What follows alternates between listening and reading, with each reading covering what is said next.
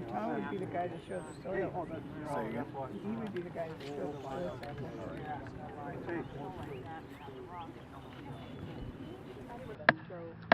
But then he said, every day. Yeah.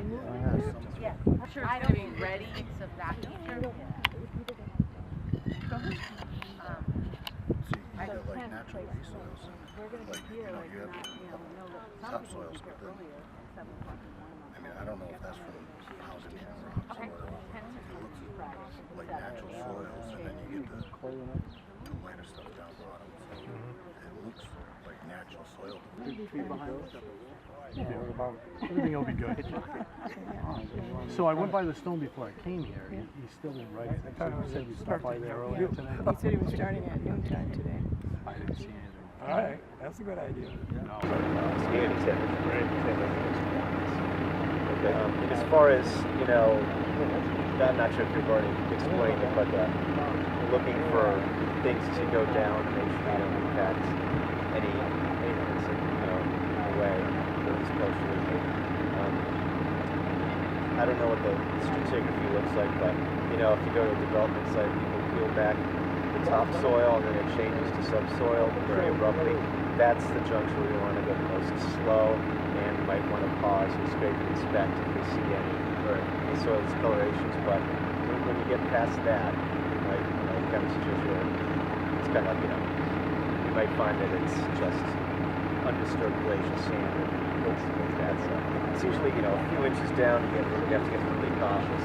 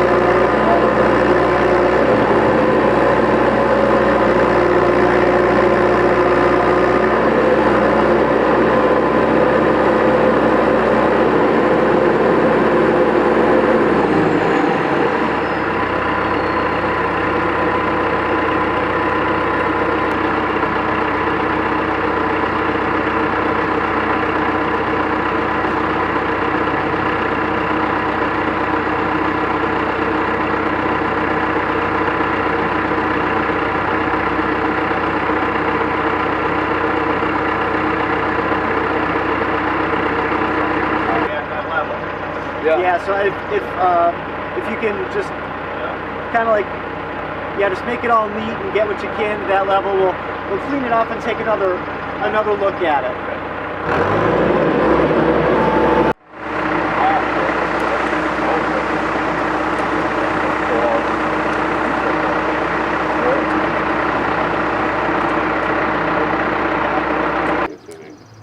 Push a lot of stuff up there from down the hill. And it's, probably stuff that's not buried up. Yeah. It's just...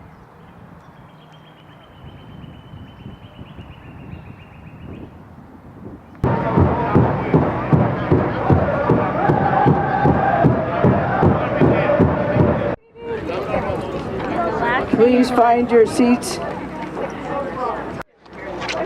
Gotcha. No Toby, huh?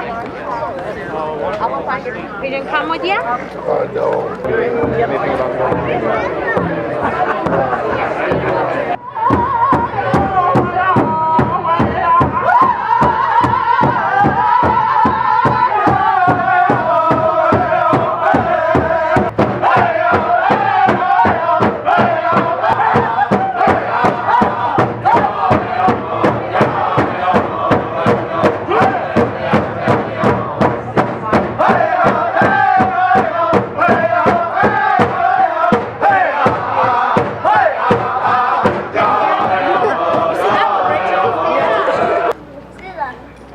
experience of repatriating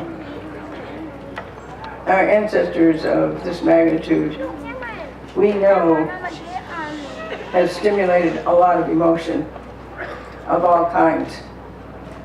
I know for us, through these 25 years, we've had all kinds of happinesses and sadnesses, stresses, anger, the way the remains are treated, the things that we've witnessed, I'll talk about a little later. But what I want to say to you all that are here, no matter how much Wampanoag you are or not, I want you to know we are carrying with us a line that will affect us. This history has continued to affect us right to this day, and maybe it will forever, but where we are right now is mixed emotions. And it will take a little bit to process this. We've had longer than you have to drink this in, this story, this ancestor who is so much about peace, way beyond what we've been able to pull off as a country and maybe as individuals, to not attack each other for 54 years. Who could do it? Who? It takes, we haven't even as a human race gotten up to speed where Usamkwan was. So, we're happy. This is our team. I hope you can feel that too. We do want you to enjoy food, some gifts, some stories, some song.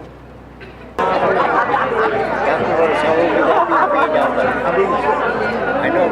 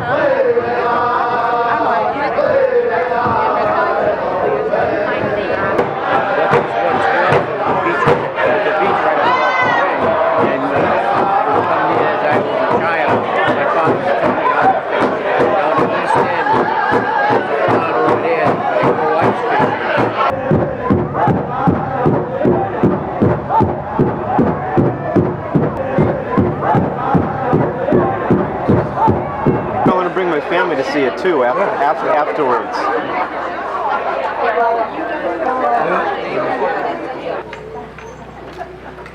Kakapatong tamawanamum, kakakutang wakawanam, kwasyakonta mantawanat. It's a very somber day in a sense where we understand how our great sachem was treated as a people. You know, to take his body and his remains and his bones and just spread them across the land in different places is very barbaric. And so we have an opportunity to write history, and that's what exactly is happening here. History is written by the victor, and we're victorious. We're telling our story in a very victorious way, in a very respectful way, in a very honorable way, because Usamkwan was that great leader of this land, who provided so much peace, more than any president of the United States ever has done. He was the champion of this land, of the people. We're here today because of such a great man, and we'll continue to be here, and we'll continue to remain. So, in the spirit of such somber situations that have happened, there's also an excellent day today. An excellent day of surprise, an excellent day of excitement. Ramona and the team that repatriated Usamikwan, I want to thank you personally. Put your hands together for them.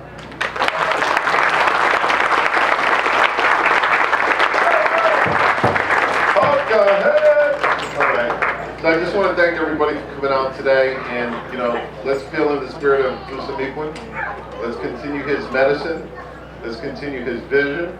Let's continue to grow as a nation, because that's who we are. We're strong people.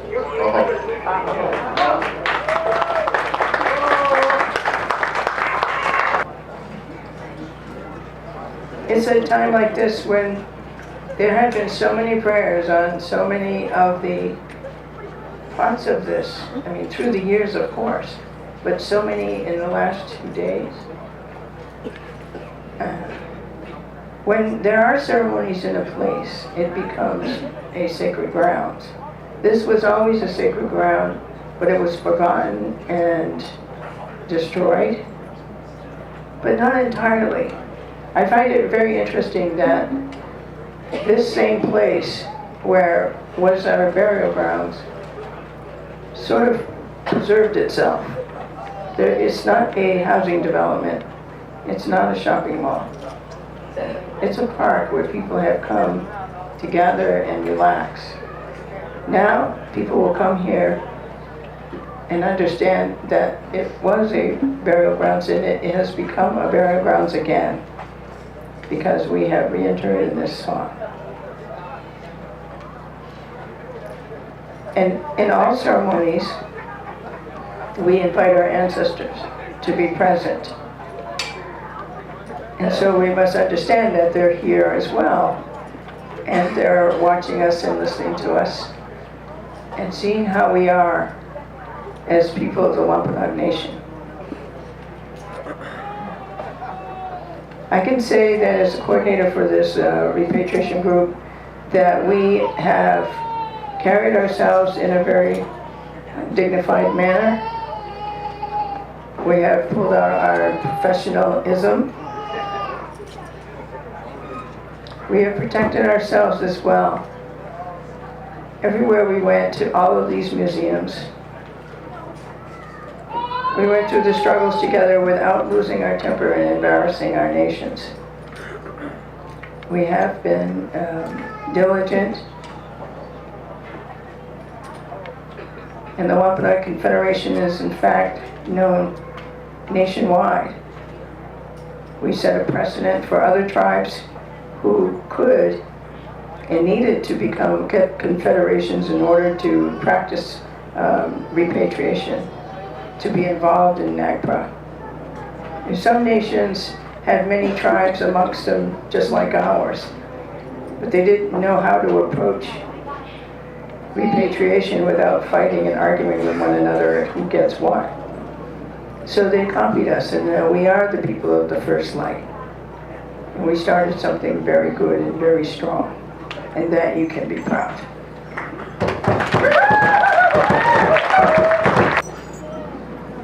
I want to acknowledge the people that are involved, and through the years we've been coming here as a confederation to speak with the people of Warren. There are some town officials here, and I'm very grateful that they are present. Could you please give them a warm welcome?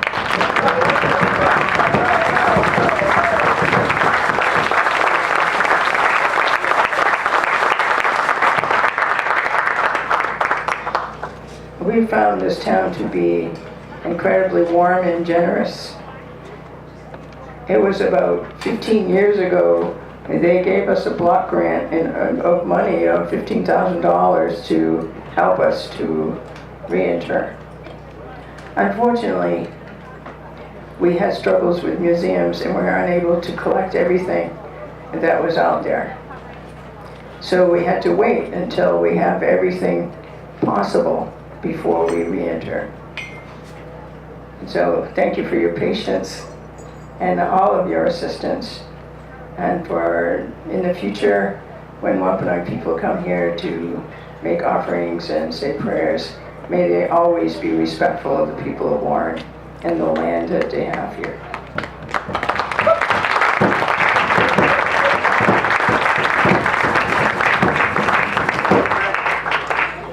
Now, some of you may have read that there were 7 different institutions that had material from this burial grounds in their museums. I'm going to name them. So, firstly, right here in Warren, the George Hale Library, Free Library, also called the Charles Whipple Museum, the Hafen-Reffer Museum, the Roger Williams Park Museum and Planetarium, the Rhode Island Historical Society, the Museum of the City of New York,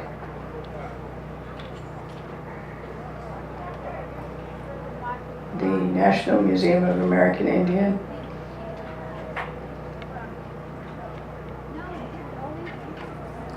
there was a loan that was made to the Robert Peabody Museum, returned.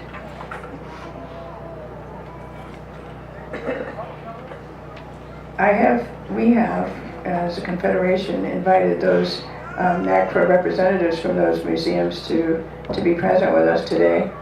But as far as I can tell, the only one that I've seen is from,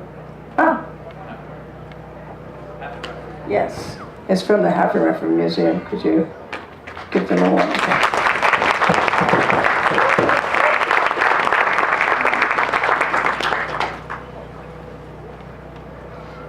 We intend to create a national monument here in Warren that's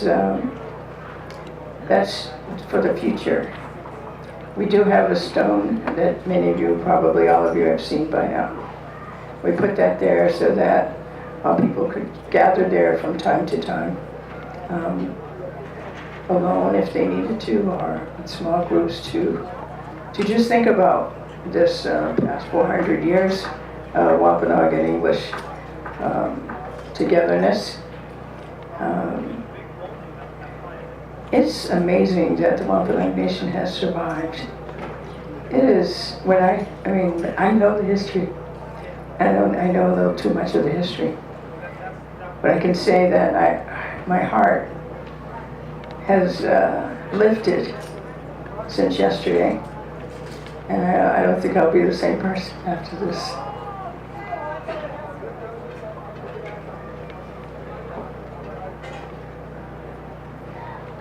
Before I get all emotional, I want to speak to the repatriation officers, because of their presence and their diligence and their willingness to go everywhere and anywhere whenever we could. We had a lot of consultation to do through the years to get these things.